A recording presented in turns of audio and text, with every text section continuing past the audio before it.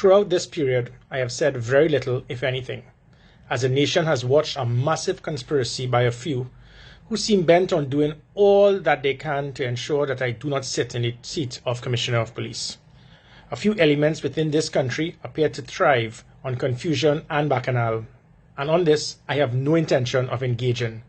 For to engage is to suggest I need this job for my own personal benefit.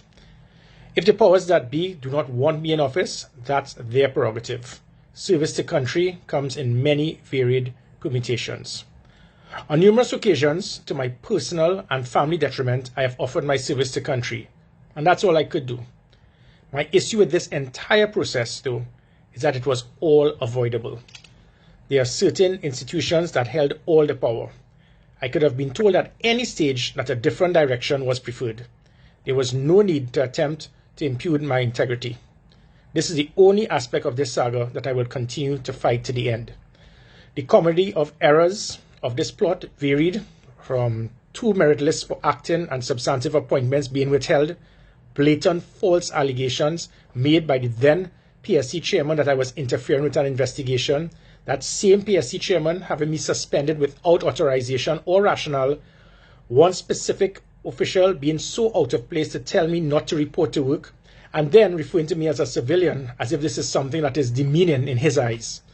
And then we have a one-man minority report from a 2-member committee by someone with no law enforcement authority making false allegations without a shred of evidence, being leaked to a media reporter and published, all in an attempt to affect my character.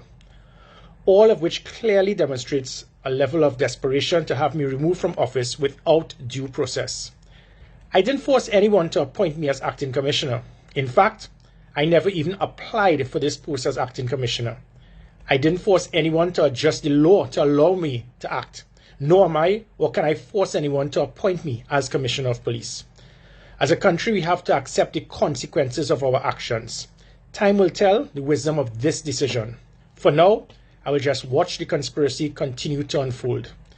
Thus far, there has been no need for me to say much, as the desperation to have me removed has slowly been exposed piece by piece, day by day, and the vast majority of citizens in this country have not been fooled. The then PSC chairman operated individually, illegally, with impunity, and as the case in this country, will likely face no consequences whatsoever. But as I said earlier, in this town, bacchanal becomes news and folklore becomes fact. I continue to hold the Trinidad and Tobago Police Service in extremely high esteem, and I would hope that due process would now take place to appoint a leader in quick time. Based on this court judgment, then all required for the immediate and lawful appointment of an acting commissioner of police is for the completed merit list for acting commissioner of police to be handed over to Parliament. This could be done tomorrow.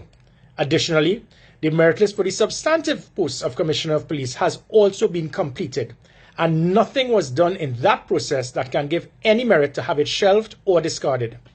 Likewise, all required is for it to also be forwarded to the Parliament, and Parliament can select whoever they desire. This is what should have been done all along. As I said in my only other statement on this matter, this is not about Gary Griffith.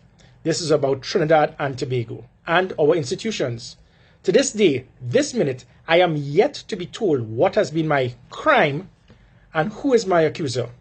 I have been asked to defend myself from something as of yet not spelled out, and as was confirmed that I was not the subject of any investigation.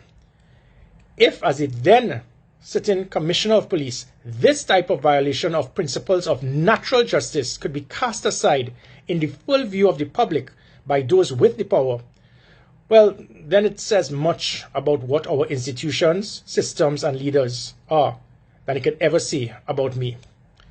We are witnessing a frontal attack on our democracy.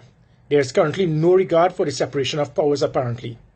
Now, despite the Prime Minister stating recently that sergeants could keep sergeanting and inspectors could keep inspecting without a sitting Commissioner of Police, and whilst I understand this to simply mean that there is no real merit in the view of some placed on the office of Commissioner of Police, I wish to take this opportunity to thank the Honourable Prime Minister for the opportunity to be of service to this country for the last 3 years as Commissioner of Police.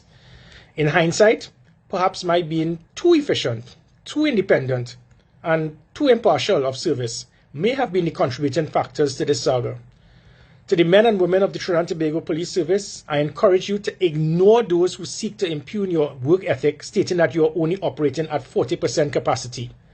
I saw your input over the last 3 years, and whilst there is always room for improvement, there is no room for uncalled for debasement. Having served as a military officer in this defense force, a military attaché to a president and a prime minister, a minister of national security, a national security advisor, and a police commissioner, I can safely say that this civilian understands the meaning of the word service and will await the next strategic move in treating with the already completed and delivered meritless. I can assure you, my days of service are not over.